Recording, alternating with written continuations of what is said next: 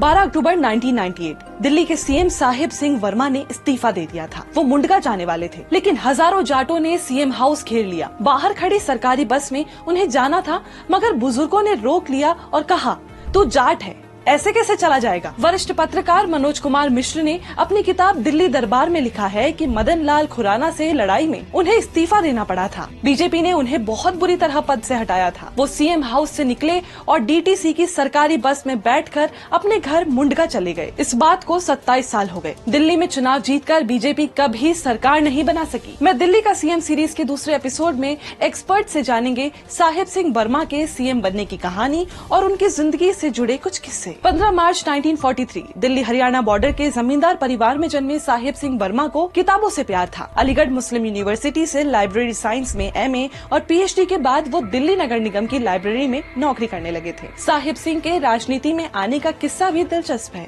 उनके घर के पास एक मशहूर हलवाई था, जहाँ अटल बिहारी वाजपेयी दूध जलेबी खाने आते थे। वहीं दोनों की मुलाकात हुई और साहिब संघ से जुड़ गए। 1977 में वो दिल्ली नगर निगम के पार्षद बने। 1991 में बाहरी दिल्ली से लोकसभा चुनाव लड़ा, लेकिन कांग्रेस के सज्जन कुमार से हार गए। 1993 के दिल्ली विधानसभा चुनाव में जीतकर वो मदन लाल खुराना सरकार में शिक्षा मंत्री बने। वरिष्ठ पत्रकार दिलबर गोठी बताते हैं कि मदन लाल खुराना के इस्तीफे के बाद बीजेपी में कई नाम सीएम पद के लिए चर्चा में थे। मदन लाल खुराना जी की कोशिश थी कि साहिब सिंह वर्मा जी को मुख्यमंत्री ना बनाया जाए, और कहा जाता है कि वो रो भी पड़े थे। लेकिन साहिब सिंह वर्मा की लॉबी के जो विधायक थे वो भी कोई कम नहीं थे, और उन्होंने प्रेशर बनाना शुरू कर दिया कि हर हालत के अंदर साहिब सिंह वर्मा जी को मुख्यमंत्री बनाया जाएगा, वरना विद्रोह की स्थिति पैदा हो गई थी, रिवोल्ट हो सकता है। बतौर सीएम वो जनता से मिलने के लिए हमेशा तैयार रहते थे। पब्लिक फॉलोइंग मतलब मिलने में, जैसे आपके मुख्यमंत्री जो है उनसे मिलना, इन लोगों से कहीं भी कभी भी आप मिल सकते हैं।